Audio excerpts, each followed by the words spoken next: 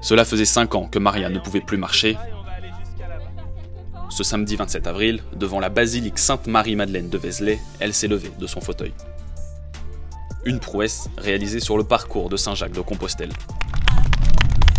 Disons que j'étais fière de pouvoir marcher et j'étais très contente et aussi je rêve de pouvoir marcher en déambulateur normalement, comme tout le monde. Moi, je fais un pèlerinage en même temps, un pèlerinage spirituel. J'ai demandé à Saint-Jacques de pouvoir marcher. Marcher sur le chemin de Compostelle, c'est le défi proposé par Jérémy Van de Velde à 11 résidents de l'EHPAD Saint-Vincent de Paul à Troyes. 10 d'entre eux doivent marcher 20 km en relais par binôme jusqu'à l'église Saint-Jean-Baptiste de la Maison Dieu. Jean-Louis, lui, a pour objectif de réaliser seul cette distance tout en adaptant son allure au duo qui marche à ses côtés. Il est 10h50, avec la performance de Maria, le relais démarre officiellement. Jean-Louis, accompagné de Guy et de Raymond, quitte Vézelay. Après plusieurs kilomètres, leurs états de forme divergent. Vous vous sentez comment? Mal.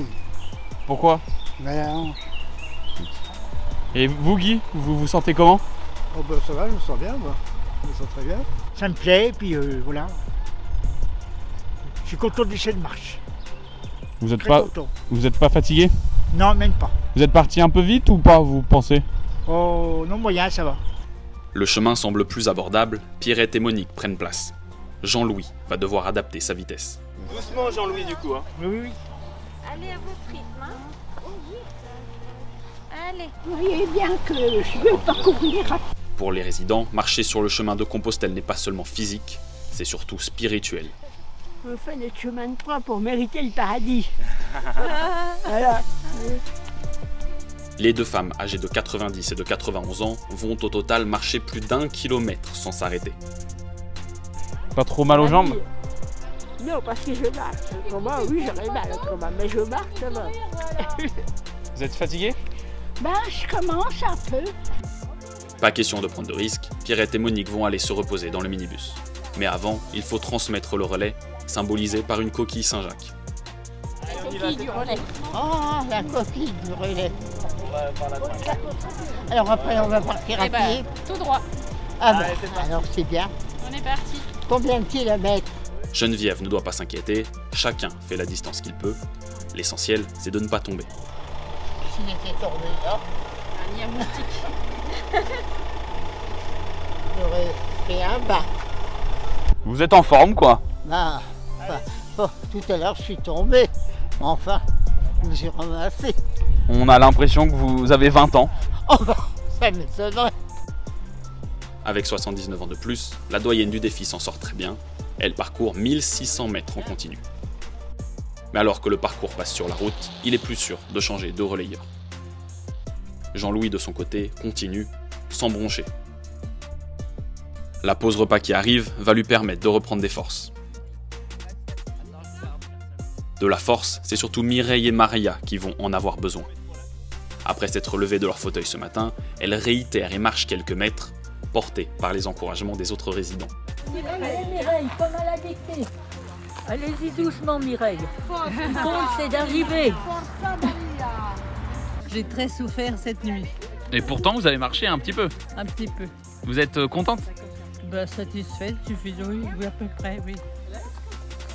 Rose, qui faisait partie du défi de la Tour Eiffel en 2023, prend le relais pour la première fois de la journée. En binôme avec Anne-Marie, l'octogénaire marche 350 mètres. Malgré ma souffrance quand même, j'ai pu réussir à faire mon pari de marche quand même pas mal. Vous êtes contente de vous? Oui, je suis contente de moi. Guy et Raymond, qui avaient ouvert le bal, récupèrent les coquillages. Je vous remets Je me sens valorisé. le collier. Super. Et bonne poursuite de la route. Alors que la pluie commence à faire son apparition, Raymond, touché à la hanche, décide d'arrêter.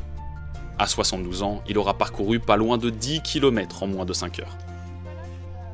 Il laisse ses deux coéquipiers d'un jour, Jean-Louis et Guy, finir le parcours.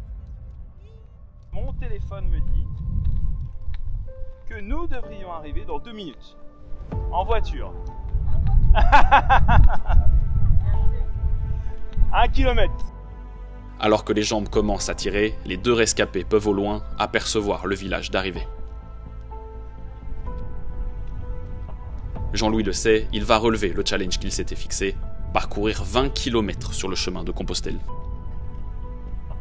Quelques centaines de mètres avant l'arrivée, il laisse éclater sa joie.